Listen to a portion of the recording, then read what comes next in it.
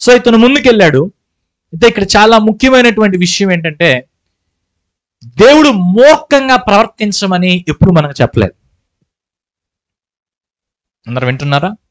మూర్ఖంగా ప్రవర్తించమని ఎప్పుడు మనకు చెప్పలేదు. ఇంకా సామెతల గ్రంథంలో ఒక మాట ఏముందంటే, మూర్ఖంగా ప్రవర్తించడం కూడా పాపమే, మూర్ఖుని యోచన పాపం అని రాయబడి.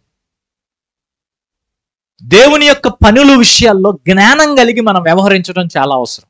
ఆయన జ్ఞానవంతుడు. ఎఫెసీయులకు రాయబడిన పత్రిక 5వ అధ్యాయంలో దేవుని యొక్క పిల్లల్లాగా మనం నడుచుకోవాలంటే, దేవుడు ప్రేమ కలిగిన వాడుగా ఉన్నాడు కాబట్టి మనం ప్రేమ కలిగి నడుచుకోవాలని రాయబడింది. దేవుడు వెలుగై ఉన్నాడు కాబట్టి మనము వెలుగులో నడుచుకోవాలని రాయబడింది. 3, దేవుడు జ్ఞానవంతుడు గనక మనము అజ్ఞానులుగా కాక జ్ఞానం కలిగి నడుచుకోవాలని రాయబడింది. యేసుక్రీస్తు వారు కూడా తన శిష్యులను పరిచర్యకు పంపుతూ ఏమంటాడంటే, మీరు ఎలా ఉండాలి? పాముల వలె వివేకులను, పావురముల వలె నిష్కలంకులనై ఉండండి. పాముకి ఎంత వివేకం ఉంటుందో అంత వివేకంగా ఉండండి. పావురం ఎంత నిష్కలంకంగా ఉంటుందో అంత నిష్కలంకంగా ఉండండి అని చెప్పాడు. అర్థమైందా? పాముకి ఎంత వివేకం ఉంటుందో అంటే ఇక్కడ ముఖ్యమైనది వివేకం. మనందరి జీవితాల్లో ఈ వివేకం అనేది కావాలి. ఒక మాట చెప్తారు. ఫరో రాజు తన యొక్క ఐగుప్తు దేశాన్ని పరిపాలించే ఏ రాజునైనా ఫరో అంటారు. అది వాళ్ళ పేరు కాదు, వాళ్ళకి సపరేట్గా పేర్లు ఉంటాయి. మోషే జన్మించినటువంటి సందర్భానికంటే ముందు ఇశ్రాయేల్ యొక్క సంఖ్య బహుగా విస్తరించిపోతా ఉంటే, ఆ విస్తరించిపోతున్నటువంటి పరిస్థితుల్లో ఏం చేయాలో అర్థం కాక వారిని కట్టడి చేయటానికి చాలా ప్లాన్లు వేస్తాడు. అందులో ఒకటి వెట్టి చాకిరి చేయించడం, కఠినమైన శ్రమ పురుషుల మీద మోపటం, ఇవన్నీ చేశాడు. అయినా జనాభా తగ్గల. బర్త్ రేట్ అనేది కంట్రోల్ అవ్వాల, పెరుగుతూనే ఉంది. ఇప్పుడు ఏం చేశాడంటే, సరే ఆడపిల్లలు పుట్టారు, మగపిల్లలు మాత్రం పుట్టకూడదు, పుట్టినవాడు బతకూడదు అని చెప్పేసి నర్సులకు డ్యూటీ వేశాడు.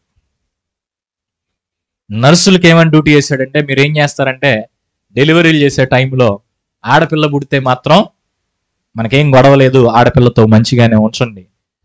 అబ్బాయి పుడితే మాత్రం ఏం చేయాలి? చంపేసేయండి. దేవుని వాక్యంలో ఏం రాయబడిందో తెలుసా? ఈ నర్సులకంట దేవుడిని గురించిన భయం ఉందట. వారు దేవునికి భయపడి రాజు ఆజ్ఞ ప్రకారంగా నడుచుకోకుండా వారు ఆ మగపిల్లలను బ్రతకనిచ్చారు. అయితే ఇప్పుడు రాజు ఆజ్ఞ ప్రకారంగా నడుచుకోకపోతే ఏమైంది? రాజుగారు చంపుతాడు కదా. లేదా సామెత ఉంటది, కరవమంటే కప్ప కోపం అంట, వేడవమంటే పాము కోపం అంట. ఏం చేయాలి? కరవమని చెప్పలేం, విడవమని చెప్పలేం అన్నట్టుగా ఉందన్నమాట.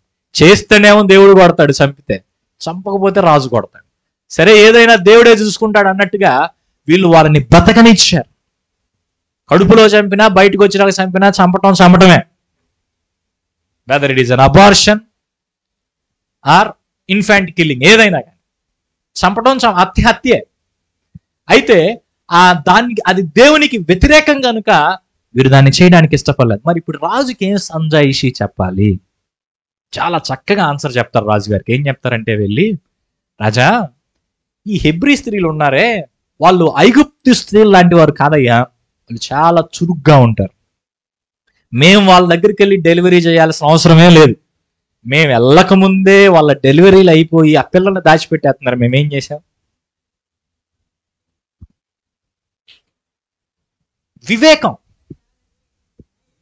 వివేకము కలిగి మనం నడుచుకోవాలి.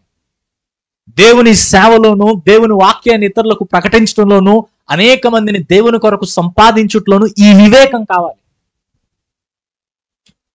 భారం మాత్రమే ఉంటే సరిపోదు, బాధ్యత భుజం మీదకి తీసుకుంటే మాత్రమే సరిపోదు.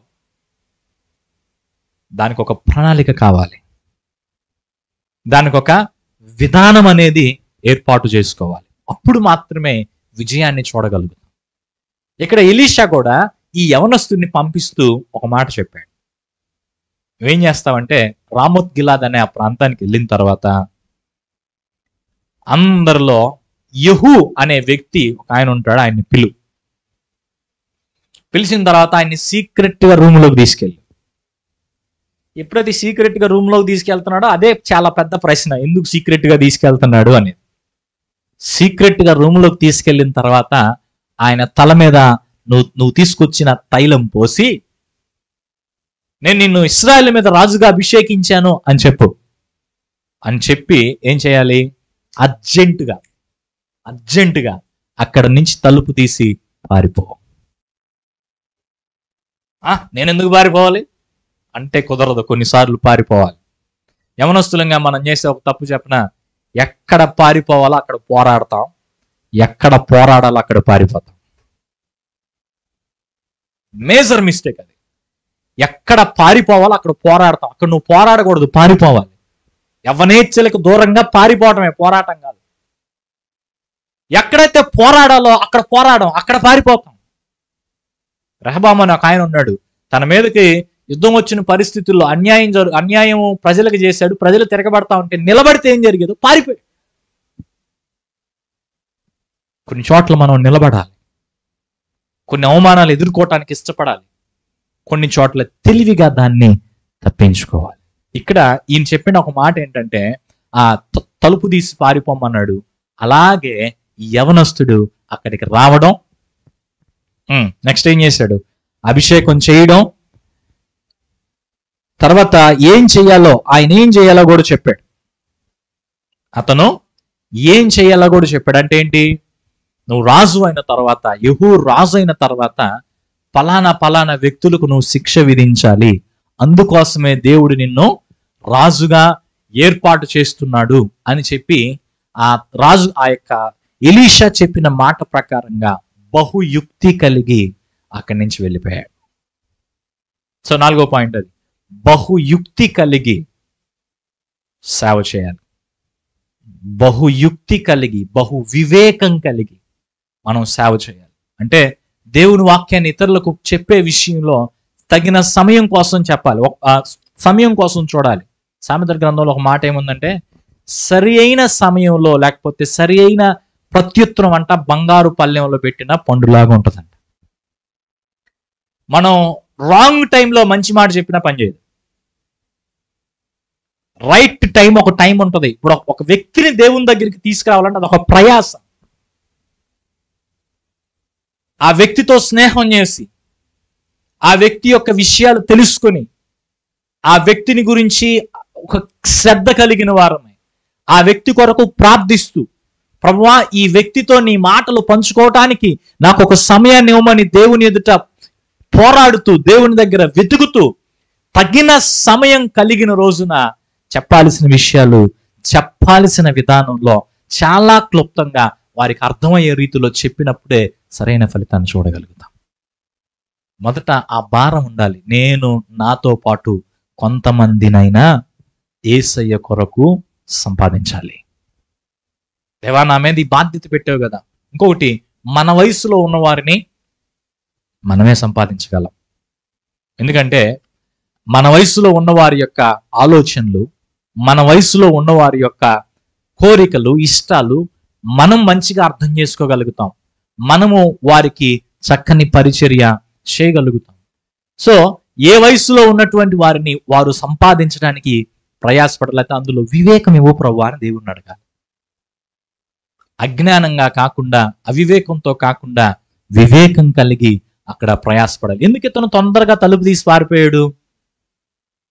అక్కడే ఉంటే ప్రమాదం, చంపేస్తారు, దొరికితే చంపేస్తారు.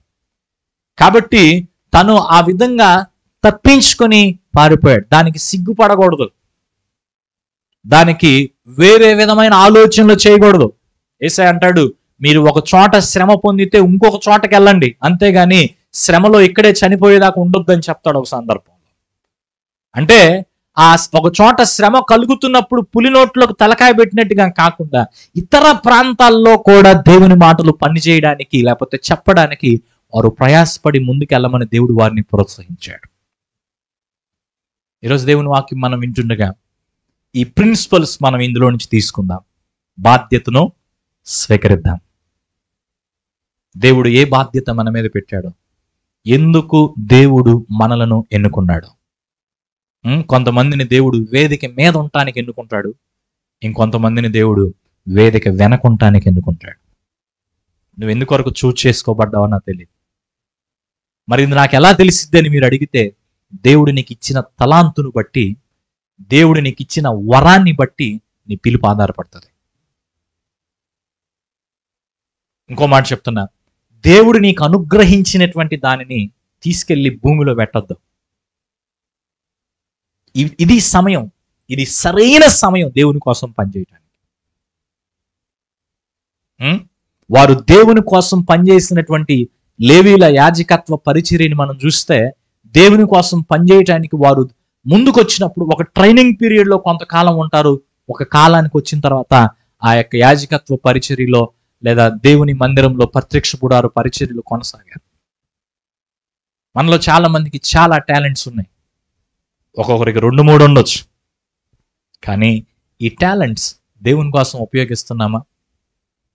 నీకు చాలా జ్ఞానం ఉంది, ఆ జ్ఞానాన్ని దేవుని కోసం ఉపయోగిస్తున్నావా? What God has entrusted to you, దేవుడు నీకు ఏమి అప్పగించాడో దాన్ని ఏం చేయాలి? అభివృద్ధి చేసుకోవాలి. చేసుకొని ఏం చెప్పాలయ్యా, నాకు నువ్వు ఈ తలాంతులు ఇచ్చావు, వీటితోటి నేను ఇది చేయగలిగాను. ఇక్కడ మరలా తలాంతుల ఉపమానానికి వెళ్తున్నాను. తలాంతుల ఉపమానంలో ఒకరికి 5, ఒకరికి 2, 1 కొంత మనీ ఇచ్చాడు. ఆ మనీతో వాళ్ళు ఏం చేశారు? ఏం చెయ్యాలి? మనీతోటి ఏం చేయాలి? వ్యాపారం చేయాలి, బిజినెస్ కావాలి. ఇప్పుడు ఎవరి దగ్గరైనా మనం డబ్బులు తీసుకున్నప్పుడు ఆ డబ్బులు తీసుకొచ్చి ఇంట్లో దాచిపెడితే పిల్లలు పెడతాయా? ఎలికెళ్ళి తిన్న సరిపోద్ది అనమాట. మరి ఏం చేస్తే ఉపయోగం ఉంటుంది? స్టార్ట్ ఏ బిజినెస్. ఎక్కడో చోట వాటిని పెట్టుబడి పెట్టు, ఎక్కడో చోట వాటిని ఖర్చు పెట్టడం ప్రారంభించు. మంచి విషయాల్లో, మళ్ళీ ఎక్కడో చోట అనగానే వేరే రకంగా వెళ్ళొద్దు. మంచి విషయాలు, దుర్వ్యాపారం కాదు, మంచి వ్యాపారం చేస్తే లాభమో నష్టమో తర్వాత సంగతి, ముందు ఒక పాఠాన్ని నేర్చుకోగలుగుతాం. దేవుడు నీకు ఇచ్చిన తలాంతుతో, దేవుడు నీకు ఇచ్చిన అవకాశాలను బట్టి, దేవుడు నిన్నుంచిన పరిస్థితుల్లో నిన్ను చేయమని దేవుడు పిలుస్తున్నటువంటి పని కొరకు ముందుకొచ్చి నువ్వు చేస్తే రెస్ట్ దేవుడు చూసుకుంటాడు.